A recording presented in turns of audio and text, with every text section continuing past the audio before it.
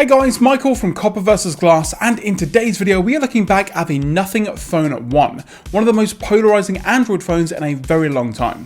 Now, unlike some other long-term reviews when I've been using a device for maybe 6 months or so, this device came out in July of 2022, however I've only recently picked it up and been using it for around 2 months now.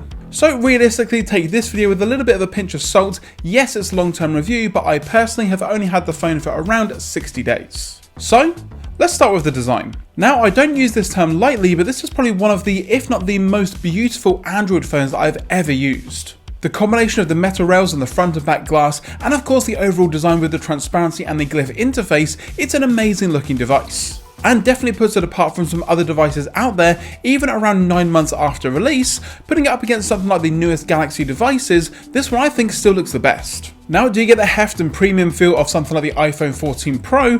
Well, not necessarily, but it still feels really good in the hand. You have Corning Gorilla Glass 5 on the front and back with a nice aluminium frame. Now, the Phone 1 comes in both white and black versions, but personally I do like the black model due to the darker frame and the overall stealthy look. On the right side we have the power button, the left side has the volume up and down, a simple microphone up top, and then down the bottom you have the USB-C port, SIM tray and bottom firing speaker, which pairs really nicely with the earpiece for that stereo sound that I know you love. Then all around the frame you've got all of the antenna bands just cutting into that frame ever so slightly, but again on the darker model I think it looks a little bit nicer compared to the silver or white finish that you get on the white model. I also love the fact that the camera array around the back is very shallow. If you compare it to something like the iPhone 14 Pro that I've got here, that looks like a mountain compared to what is a very small hill on the Nothing Phone 1. This also means that lay on the table is good and has a minimal movement compared to something again like the iPhone. Now for the most polarizing part of the design, and that is the glyph interface around back. With the lights off you get a great look into the back of the Phone 1, however with the glyph interface turned on for the flash in the camera for example, or when you get a notification,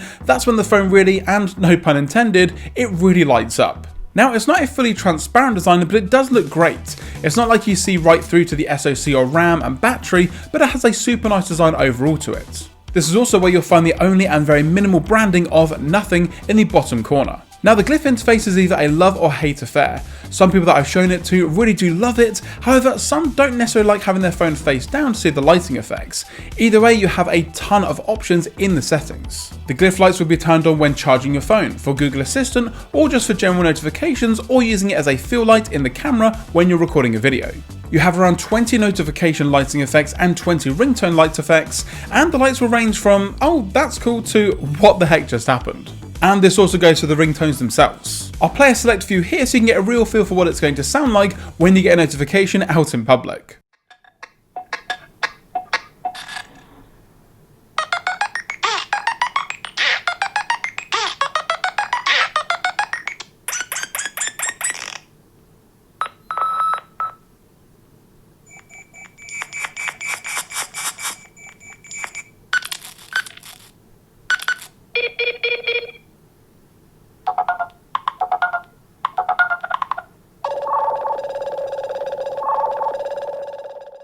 For me, I love the glyph interface on the Nothing Phone 1. When you get a notification come through, or for those video purposes like I mentioned before, it looks amazing, and of course when they're off, you've still got that really nice transparent design.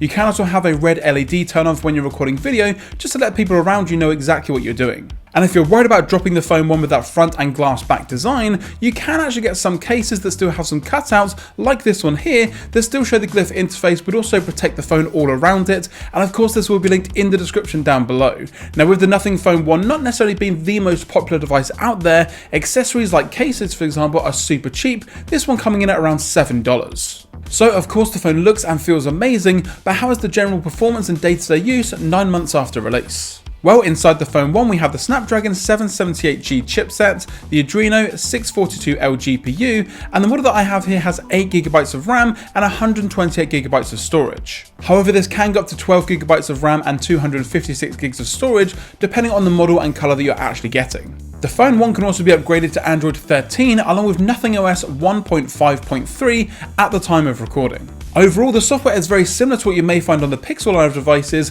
very simple, really easy to use, but with a little Nothing flair in there. The Nothing launcher does have its own style with widgets, wallpapers, and a couple of apps like the weather and voice recorder, which look great. But I did find out recently that the weather app is available as an APK, which of course will be linked down below, but it looks amazing with the overall Nothing design to the weather app. And the general day-to-day performance of the Nothing Phone 1 is super quick. The responsiveness of the software and the mixture of a simple launcher that is light on power means going in and out of apps, playing games, and everything just feels super fast. And speaking of gaming, the Phone 1 does a really good job at this too. The usual games like Asphalt and COD Mobile play amazing and are very smooth, and even games like Genshin Impact looks and plays amazingly. Again, the simple software and that 120Hz display really allow for a very overall smooth experience when navigating the device. Which leads me on nicely to another great feature of the Nothing Phone 1, and that is that 120Hz display. So here we have a 6.5-inch 1080 by 2400 120Hz OLED. Colours are bright, blacks are super dark, and that high refresh rate is great to see on a more mid-range phone or even budget depending on the second-hand market and how much you can get a Nothing Phone for. Everything that I've mentioned before, the software, moving around the phone, and overall gaming looks superb on this screen. Also, watching movies and videos on the screen looks really good due to it having HDR10 and a peak brightness of 700 nits. Now, don't get me wrong, I know that doesn't compare to some devices that get a peak brightness of 1000 or 1500 nits, but in general day-to-day use indoors and outdoors, it does a pretty good job. Of course, if it's a super sunny day, it may be a little bit harder to see outside compared to the newest devices from Apple and Samsung, but overall a great display in general. All the movies and TV shows that you love look clear, colourful, and with a quick gesture can fill the entire display. With its thin bezels, it's all movie with a little bit of a front-facing camera. So with an overall amazing design, great display, great software, how's that one thing that could possibly ruin the Phone 1? The camera. Well, quickly before I get into it, the camera is the #1 reason why I can't daily drive the Nothing Phone 1 just yet. Now, it's not that the camera is necessarily bad, but compared to something like the newest devices from Apple and Samsung, which I know are going to be maybe 2 or 3 times more expensive, it just can't do the job day to day. However, for most people, for everyday use, this is still a really great camera in general for photos and video. The camera app is also another thing that has that Nothing look and feel. But overall, its standard modes along the bottom and settings in the corner of the app, pretty much like every other device currently. Now, both the cameras that we have on the Nothing Phone 1 are going to be 50 megapixels, but of course, megapixels doesn't always mean amazing photos. You have a wide f1.9 lens and an f2.2 ultra wide. You also have a 60 megapixel front facing camera with up to 1080p video recording.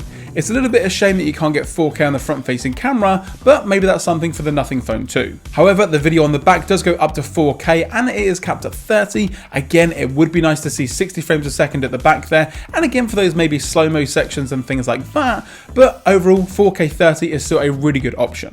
Now, the video up back does go up to 4K resolution, and of course you've got a ton of other modes in terms of 1080p, slow-mo, and a ton of other options in the settings as well. Again, it would be nice if it went to 4K 60, but it still looks pretty good overall. Now, keep in mind that this is Nothing's only current phone, which automatically makes it a flagship to them. Now, that will mean good photos and good videos, and that's kind of what we're hoping for, but of course, as always, I'll let you guys be the judge.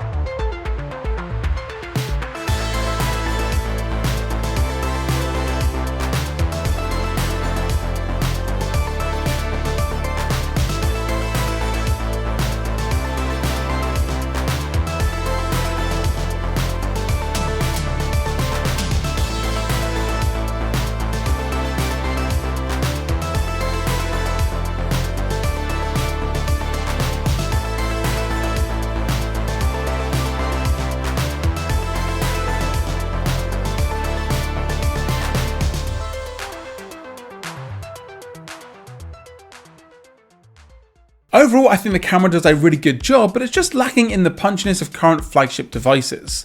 The pictures from the ultra-wide do look good, and in general the 50 megapixel mode for both allows for a ton of detail.